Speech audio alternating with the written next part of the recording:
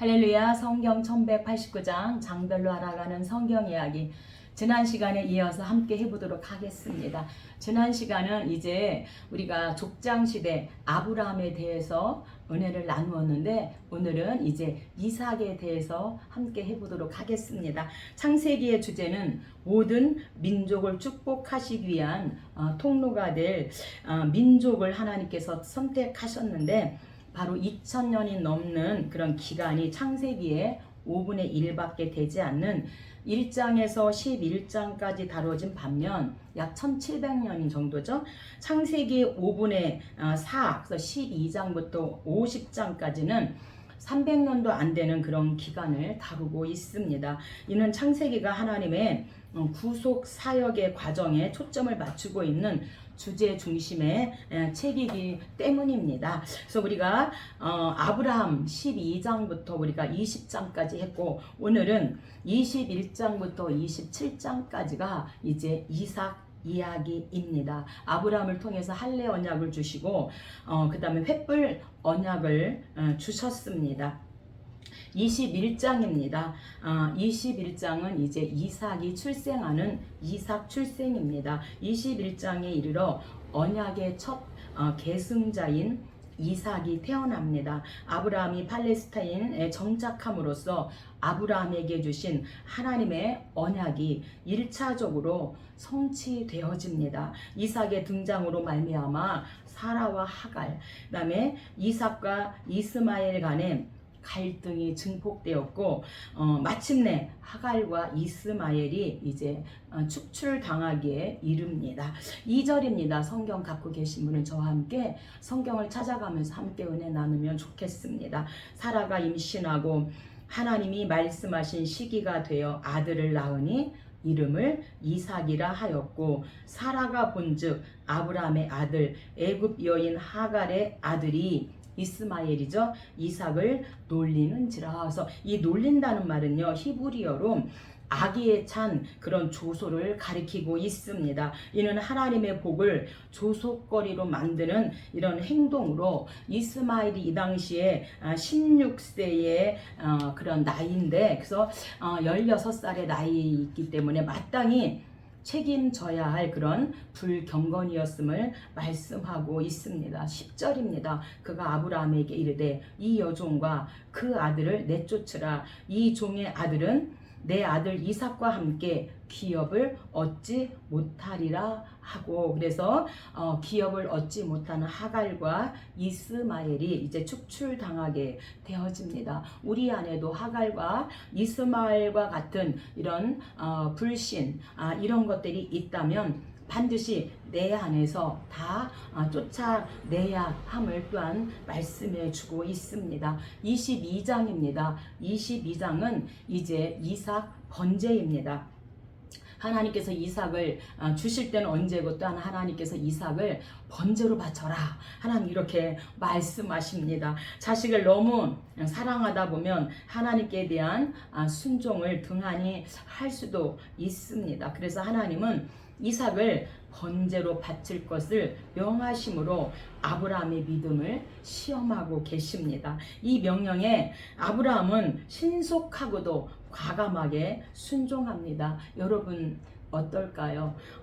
저는 또 어떨까요? 하나님께서 늦게 자식을 줬는데 하나님께서 그 자식을 바쳐라, 그것도 번제로 각을 떠서 바쳐라 그런다면, 하나님 차라리 절 죽여주세요, 제가 죽을게요 하나님, 그러지 않을까요? 그런데 아브라함은 즉시 신속하고 과감하게 하나님 앞에 순종했다는 것입니다. 그래서 본장 말미에 수록된 아브라함의 동생, 또한 나홀의 가족 명단은 이삭의 아내 리브가의 출산을 밝히려는 의도를 담고 있습니다. 1절입니다. 그 일 후에 하나님이 아브라함을 시험하시려고, 그래서 하나님께서 아브라함을 시험하시려고 말씀합니다. 야고보서 1장에도 시험 종류가 나오는데, 하나님이 주시는 테스트, 반드시 이 테스트도 우리가 이겨야 하지만 마귀가 주는 이 유혹도 반드시 우리는 통과해야 합니다. 그런데 하나님도 이 아브라함을 시험하시려고 여호와께서 이르시되 내 아들 내 사랑하는 독자 이삭을 데리고 모리아 땅으로 가서 그를 번제로 드려라. 모리아 땅으로 가서 그 이삭, 100세에 준 이삭을 번제로 드리라고 하나님이 말씀합니다. 이 모리아 땅은요, 아브라함이 명령을 받았을 때 살았던 그 지역인 부엘세바에서 사흘길에 해당하는 그 지역을 말하고 있습니다. 그러나 이곳의 정확한 위치는 기록되어있지 않고 유대인들의 전통에 따르면 예루살렘이다. 사마리아인들의 전통으로는 그리심산일 것이다. 이렇게 말하고 있습니다. 또한 역대하 3장 1절에 보면 솔로몬 성전이 모리아산에 건축되었고 하나님께서 다윗에게 나타났던 이 산도 바로 역대상 21장의 모리아 산입니다. 6절입니다. 아브라함이 이에 번제 나무를 가져다가 그의 아들 이삭에게 지우고 자기는 불과 칼을 손에 들고 두 사람이 동행하더니, 그래서 신속하고도 과감하게 이 아브라함을 순종하는데 히브리서 11장 19절에 보니까 아브라함은 반드시 하나님께서 이 이삭을 다시 살리실 줄 믿었다. 살리실 줄을 믿으니라. 이렇게 말씀하고 있습니다. 7절입니다. 이삭이 아버지 아브라함에게 불과 나무는 있거니와 번제할 어린 양은 어디 있나이까? 이렇게 그 아들이 물어봤을 때 아버지 아브라함의 마음이 어땠을까요? 아브라함이 아들아, 번제할 어린 양은 하나님이 자기를 위하여 친히 준비하시리라. 아멘. 이렇게 믿음의 말을 하기도 어려울 것 같아요. 그 하나님이 너를 번제로 바치래. 이렇게 저 같았으면 이렇게 말할 수도 있었을 텐데 아브라함은 번제할 어린 양은 하나님이 자기를 위하여 친히 준비하시리라. 이렇게 믿음의 말을 합니다. 9절입니다. 아들 이삭을 결박하여 제단 나무에 놓고 손을 내밀어 칼을 잡고 그 아들을 잡으려 하니 사자가 이르되 그 아이에게 내 손을 대지 말라. 내가 내 아들 내 독자까지도 내게 아끼지 아니하였으니 이제야 내가 하나님을 경외하는 줄을 아노라. 그래서 이제 하나님의 그 시험에 아브라함은 그 테스트에 통과를 하게 되어집니다. 13절 아브라함이 눈을 들어 살펴본즉 한 순양이 뒤에 있는데 뿔이 수풀에 걸려 있는지라 그 순양을 가져다가 아들을 대신하여 번제로 드렸더라. 그래서 대신하여 번제로 드렸다라는 것은 한 생명이 다른 생명을 위하여 희생된다는 대속의 개념이 이 구절에서부터 이제 처음으로 나타나게 되어집니다. 그래서 이 번제는 레위기 1장부터 5장까지 번제, 소제, 화목제, 속제제, 속건제 이 5대 제사를 다루고 있습니다. 번제는 일반 제사함의 목적으로 우리가 죄를 지었을 때 이제 짐승을 우리의 죄를 나의 죄를 짐승에게 전가시켜서 그 짐승을 이제 잡아가지고 각을 떠서 그렇게 하나님 앞에 드리는 번제입니다. 근데 하나님께서 이제 여호와 일에 한 순양을 이제 준비하셔가지고 대신하여 번제로 드릴 수 있도록 하나님이 그렇게 하십니다. 14절입니다. 아브라함이 그 땅 이름을 여호와 이레라. 여호와의 산에서 준비되더라 하시더라. 아멘. 그래서 주님 내 길 예비하시니 나 기뻐합니다. 주님 내 길 예비하시니 나 기뻐합니다. 여호와 이레 여호와 이레 주님 내 길 예비하시니 여호와 이레. 하나님께서 아브라함에게도 하나님께서 준비하셨지만 오늘 우리의 가는 길도 하나님께서 이미 준비하실 줄로 믿습니다. 그래서 여호와의 일에 하나님을 우리도 아브라함처럼 찬양하게 되어집니다. 16절입니다. 여호와께서 이르시되 내가 이같이 행하여 내 아들 내 독자도 아끼지 아니하였은즉 내가 내게 큰 복을 주고 내 씨가 크게 번성하여 하늘의 별과 같고 바닷가의 모래와 같게 하리니 내 씨가 그 대적의 성문을 차지하리라. 하나님께서 하시는 그 테스트 시험에 통과함으로 말미암아 하나님께서 어떤 복을 주시는가? 큰 복을 주시는데 씨가 크게 번성하고 하늘의 별과 같이 바닷가의 모래같이 그렇게 번성할 뿐만 아니라 대적의 성문을 차지하게 될 것이다. 이렇게 축복의 말씀을 약속받습니다. 그래서 대적의 성문을 차지한다는 것은 성문을 통제하는데 필수적인 부분으로 이 표현은 성을 지배하거나 탈취한다는 뜻으로 그 적을 굴복시킨다는 의미를 가지고 있습니다.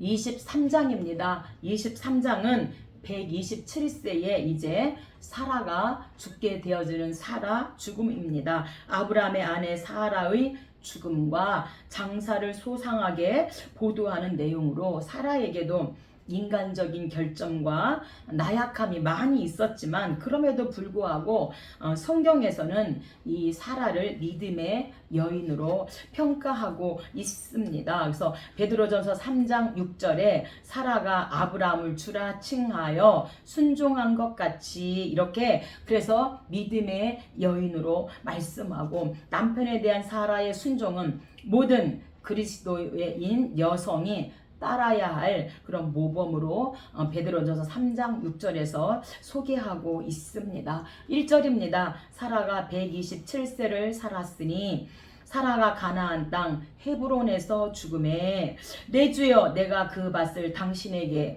그리고 그 속의 굴도 내가 당신에게 드리되 내 동족 앞에서 당신에게 드리오니 당신의 죽은 자를 장사하소서. 이렇게 에브론의 밭을 이제 내가 아브라함 당신에게 줄 테니 당신의 아내를 장사하세요. 제가 무료로 그렇게 모든 동족 앞에서 내가 그렇게 보는 데서 정말 공개하겠습니다.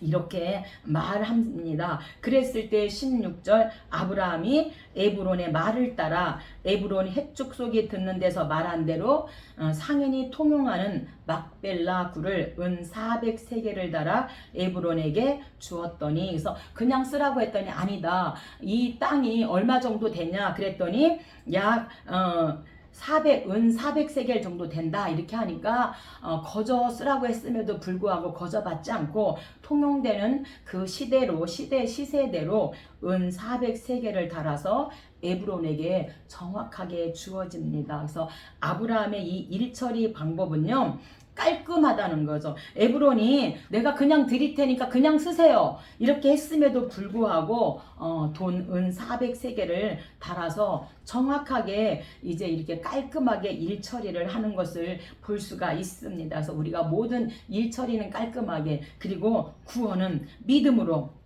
그래서 모든 일을 이렇게 깔끔하게 처리하면 나중에 어떤 문제가 생기는 것을 막게 되어지죠.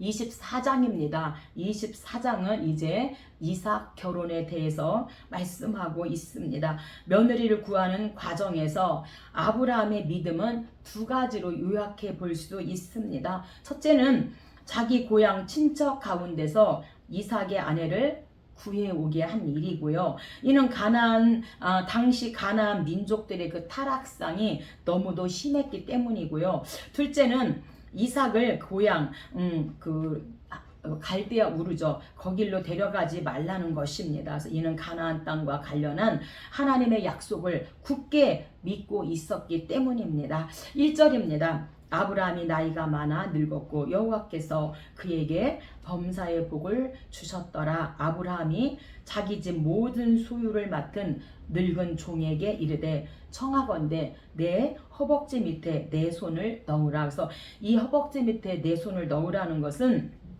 이 허벅지는 생식기에 대한 완곡한 표현으로 출산 능력 있는 신체 부위로 그가 죽은 뒤에라도 이 맹세는 꼭 지켜야 한다는 그런 의미로 허벅지 밑에 이제 손을 넣으라 이렇게 맹세하라 이렇게 말씀하고 있는 것입니다. 3절입니다. 내가 여호와를 가리켜 맹세하게 하노니 너는 내가 거주하는 이 지방 가나안 족속의 땅 중에서 내 아들을 위하여 아내를 택하지 말고. 이 가나안 땅이 타락이 심했기 때문에, 심각했기 때문에 가나안 땅에서는 이 아들의 아내를 택하지 말고 4절 내 고향 내 족속에게로 가서 내 아들 이삭을 위하여 아내를 택하라. 그래서 이 내 고향 내 족속은요, 아브라함이 의도했고 종이 갔던 그 갈대아 우르가 아니라 갈대아 우르를 떠나서 하란에서 잠시 머물렀던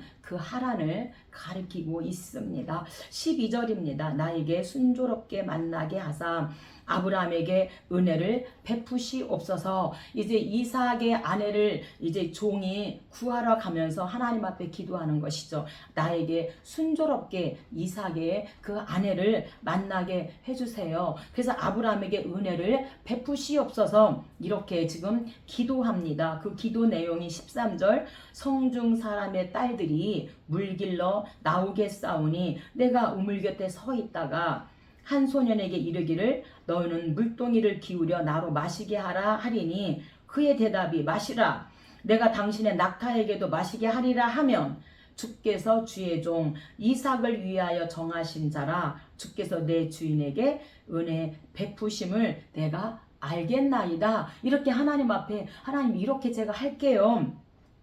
이렇게 하나님 앞에 기도합니다. 15절입니다. 이렇게 기도하고 말을 마치기도 전에 리브가가 물동이를 어깨에 메고 나오니 아브라함의 동생 나홀의 아내 밀가의 아들 부두엘의 소생이라. 그래서 이 물동이는 동양에서는 대부분 여성들이 머리에 이렇게 항아리에 이고 운반을 하는데 이 메소포타미아 이런 지방에서는 항아리에 손잡이를 달아가지고 어깨에 걸쳐서 메었다고 합니다. 21절입니다. 그 사람이 그를 묵묵히 주목하여 여호와께서 과연 평탄한 길을 주신 여부를 알고자 하더니 내가 누구의 딸이냐 청하건대 내게 말하라.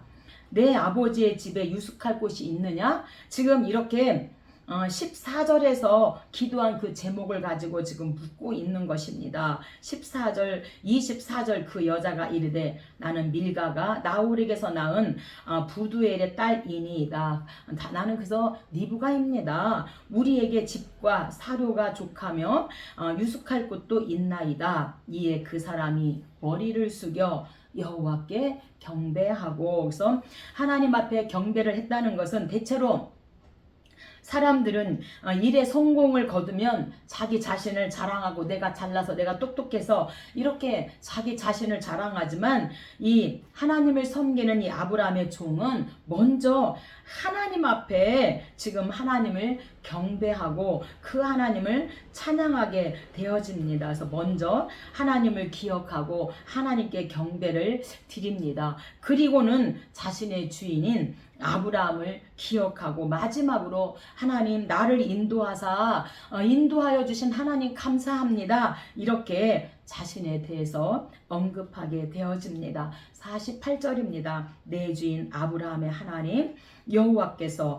나를 바른 길로 인도하사 나의 주인의 동생의 딸을 그의 아들을 위하여 택하게 하셨으므로 내가 머리를 숙여 그에게 경배하고 찬송하였나이다. 그래서 먼저 하나님을 찬양하고 주인 아브라함의 하나님을 찬양하고 61절 리브가가 일어나 여자 종들과 함께 낙타를 타고 그 사람을 따라가니 그 종이 리브가를 데리고 가니라. 이삭이 리브가를 인도하여 아내로 삼고 사랑하였으니 그의 어머니를 장례한 후에 위로를 얻었더라. 그래서 기도한 대로 하나님께서 이제 이삭이 결혼을 하게 되어집니다. 결혼하면 이제 아이를 낳아야 되잖아요. 그래서 25장이 아이를 낳습니다. 그런데 쌍둥이를 낳게 되어지는 쌍둥이입니다.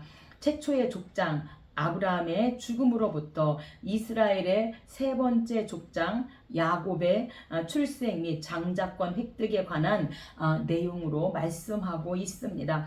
1절에서 4절은 아브라함의 그 첩이죠. 그두라를 통하여 얻은 아브라함의 자손들에 대해서, 또한 하갈의 몸에서 태어난 자손들에 대해서, 그리고 19절로 26절에는 사라에게서 태어난 자손들을 소개하고 있습니다. 1절입니다. 아브라함이 후처를 맞이하였으니 이름은 그두라라.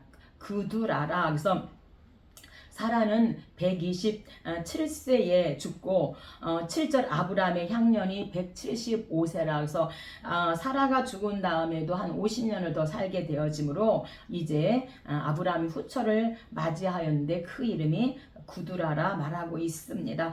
8절입니다. 늙어서 기운이 다하여. 그래서 아브라함이 175세에 이제 죽게 되어지는데 아브라함의 아내들이 사라, 하갈, 구두라. 그래서 아내가 3명이고 그를 통한 자녀들이 이제 8명을 얻게 되어집니다.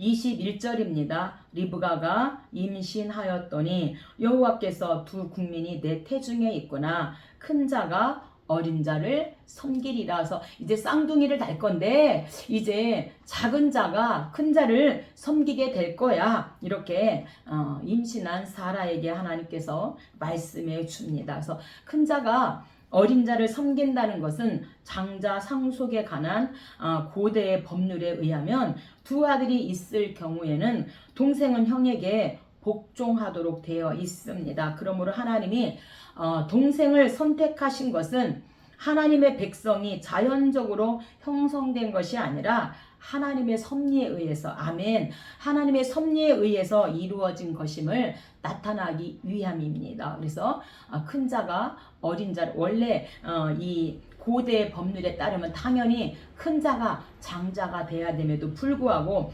하나님께서는 큰 자가 어린 자를 섬기리라. 이것은 하나님께서 동생 야곱을 선택하신 것은 이제 하나님의 섭리에 의해서 이루어짐을 말씀해 주고 있습니다.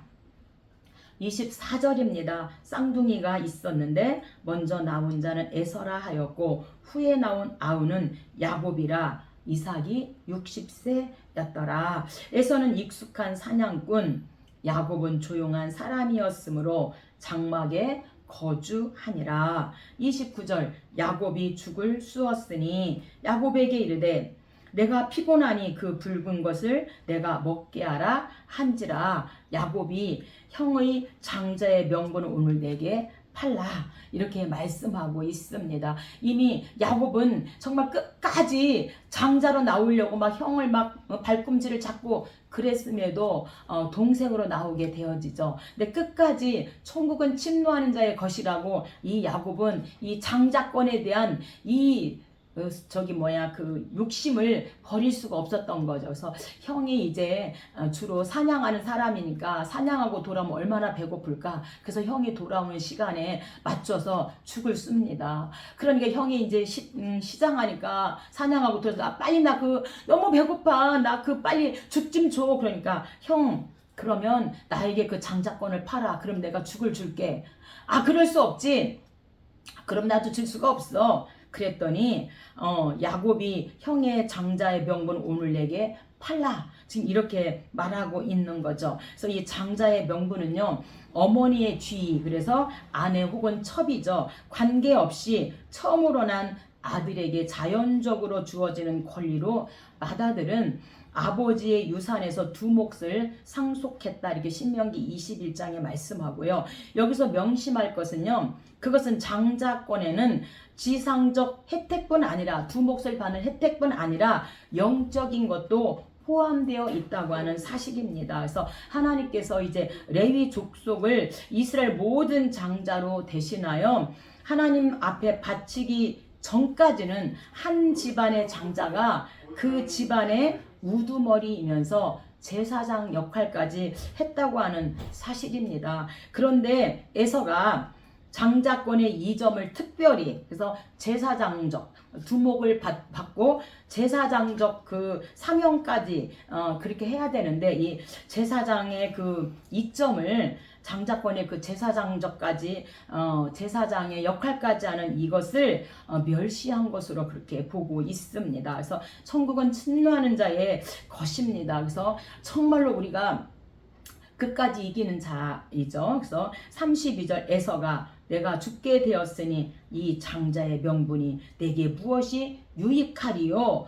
장자의 명분을 야곱에게 판지라. 에서가 장자의 명분을 가볍게 여겼더라. 그러니까 두목만 받는 것뿐만 아니라 제사장까지, 그러니까 레위 지파를 하나님께서 특별히 이제 이스라엘 백성들에게 여호수아에서 레위 지파에게는 땅을 주지 않잖아요.